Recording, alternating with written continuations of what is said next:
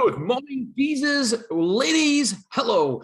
It's another bonus episode for you guys, you lucky things. So I get loads of questions regarding starting self-storage for so many people who want to get in the industry, and I want to help as much as possible for people because when I was starting, there was no information out there. There was no YouTube videos, there was no podcasts, there was no webinars, there was no training that I could find, and so I literally made every single mistake possible to man, and it cost me money, but more importantly, it cost me time with getting to where I am now. I could have got there a lot faster if I'd have been able to learn some information. So I'm quite passionate about helping people come into this industry. And I'm not one of these people who think that it's a problem if new people come in, the more competitive landscape, etc. Do you know what? Competition makes us all better. As long as it's educated competitors, where it makes every single person better. It ups my game, it ups your game, and that can only mean one thing: it's better for the customer. So if you don't like competition coming into the industry, you've got more problems than the competition. You should never ever be worried about the competition, only worried about yourself. You've got to maximize how you run the facility, and if you don't understand marketing, it's like an industry. The more competitive it gets, the harder it is going to be for those people who are not winging it, but don't have the fundamental knowledge. And so it's like anything. The more we educate ourselves, that means we're arming ourselves with knowledge and education, and therefore we've got more weapons, we've got more tools in our chest to go to. So I'm all for these new people coming in the industry because I know what it's done for me, my life, and my family. And if I can help support anybody getting into self-storage and having a wonderful life and making a difference, the amount of lives that we touch, that we make a difference because of self-storage, because of how well self-storage has treated us, is amazing. And I don't mean just educating people. I mean what we give out, we give away. And so if we can help somebody else come in the industry and then they start giving back, the world's a better place. And it's not all, there's enough self-storage customers to go around for everybody. And we should never hide knowledge. We should never keep it back for ourselves. So that's where I like to think that I can give. It's like a lighthouse of information, hopefully, to help people. So that's one of the things I want to do today. I'm really passionate about it, and it really pisses me off when I hear about other people saying that we should keep it a secret, blah blah blah blah blah. And I know there's been a lot of internal goings on in the self-storage industry, and I just don't subscribe to keeping it to ourselves. It's not a gentleman's club or anything like that. It's an industry that's growing, and I welcome as many people as possible to come in the industry, as long as they're educated people, as long as they're educated in terms of self-storage, as long as they know the criteria to open a facility, as long as we're not completely diluting the demand, then I'm all for it. I think it's fantastic for people to come in this industry. So where would I start if I was starting right now? If I was starting today in self-storage, what would I do? It's very simple for me. I would start an outdoor site. And the reason I do that, a container site. And the reason I do that is, one, the containers nowadays are fantastic. So I don't think there's a stigma now today as there was maybe 10 years ago about storing your belongings in a container. I don't believe that stigma is as much. It's still here, but I don't think it's as much. But the number one reason, fundamental reason is for cash flow. Anybody can get in this industry and have a storage facility, outdoor storage facility. Not everybody can do it with an indoor facility. I know how much it costs. I'm looking at a 25,000 square foot facility right now. And I don't want to say even me because I'm very small, but I will get bigger. It's a hell of a lot of money to do indoor. I've been pricing it up, and it's going to cost me £800,000 worth of shop fitting alone, and that's before we improve the building, and that's before the outside, the gates and stuff. So you're talking £1 million to do this building, and I've got to be honest. I'm thinking, Jesus, do I want to put that much money into something? Do I want to go into that level of debt again, and more debt? Yes, it will work out. It's a fantastic location. But it scares me, and it should scare me. That's probably a good side, that it does scare me, because if it doesn't scare me, then I should be scared. If I'm scared, then I potentially shouldn't be scared, because then I know about the pitfalls and the problems, but it's still eye-watering. And so if I was starting again, I think the biggest secret in self-storage is containers.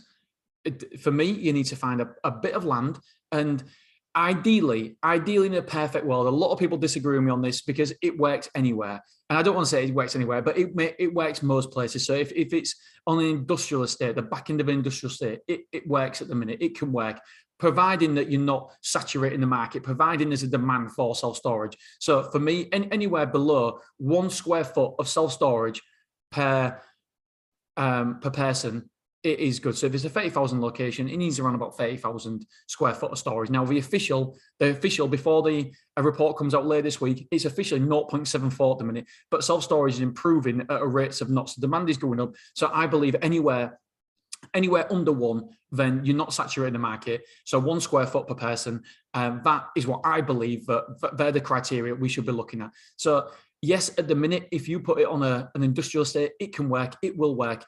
However, I'm all about future-proofing myself, and I've seen so many sites come up and do fantastically well in not great locations. But I just question, because of what I'm saying, not because of just what I'm saying, but because loads of people are coming into the industry with containers, it's going to become more and more competitive. There's no doubt about it. The landscape's going to become more and more competitive. So what is your competitive advantage? Most people will go on price. I don't want to play that game.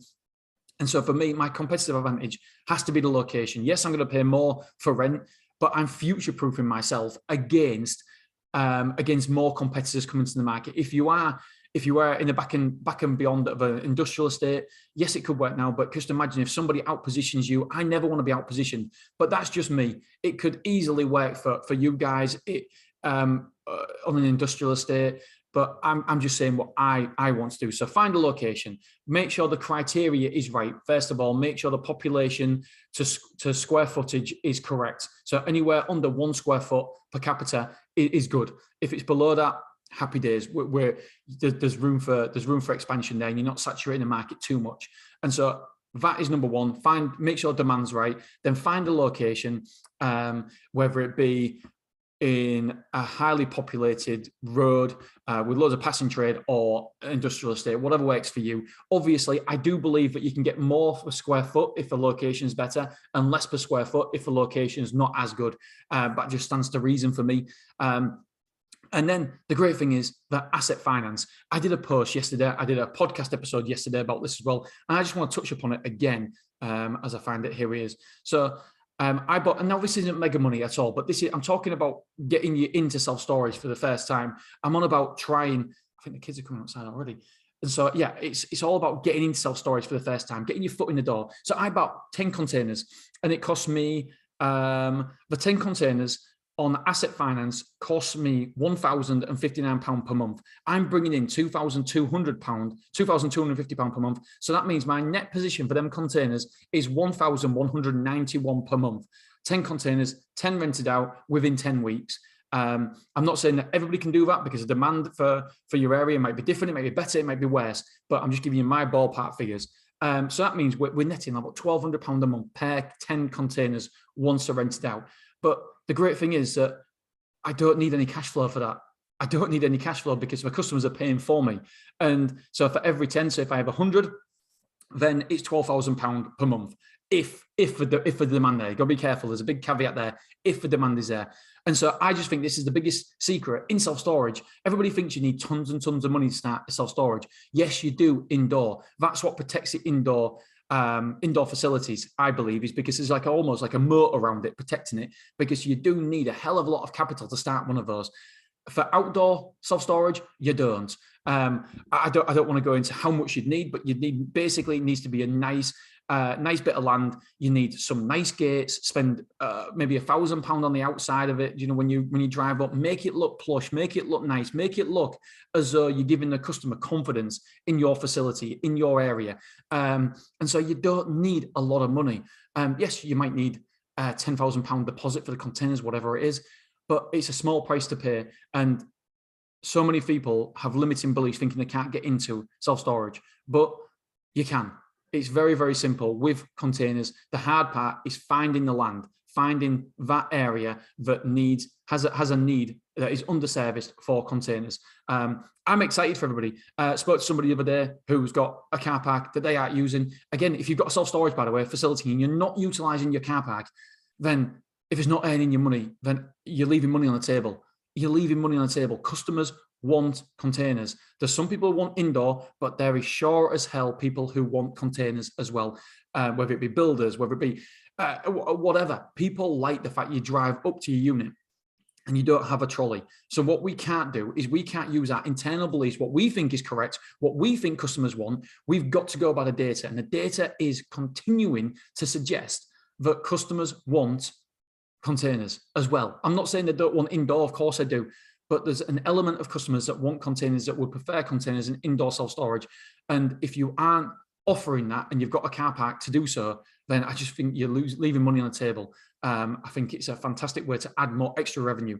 And like I say, it's not massive money. It's not massive money at all. But don't forget, you're paying down your containers. When I talk about the money, the how much we're paying in asset finance and how much we're netting, we're paying down the debt on them containers. So eventually, that £1,200 a month we're paying, is it £1,200 a month? That £1,059 a month we're paying on the asset finance, that will go into our pocket, because then we obviously it gets paid off. And so we're gaining assets. Our balance sheet is looking better and better and better every single month. It's an exciting process. It really is. And yes, do you know what? If you're looking for an exciting business that's going to get you rich quick, self-storage isn't it. Self-storage will never, ever get you rich quick. But my friends, it will get you wealthy long term. And that is why I love it, because it compounds over time. And I'm only just, and don't get me wrong, my journey has been very, very slow, but I'm only just seeing the fruits of my labor from 10 years ago when we set up Beverly 24. And now that is cash flowing £140,000, no debt, £140,000 a year. And we've also got Willoughby that's cash flowing now. And hopefully Clough Road will be cash flowing very much soon. And then we've got Boston that will be opening up before the end of the year. Right, guys, my kids are ready to go to school. Do you want to say hi, Zach? Hi. Right, so I'm going to go take the kids to school. I'm going to love you and leave you. And don't overlook containers, my friends. Containers can be your friend. See you soon. You can say bye.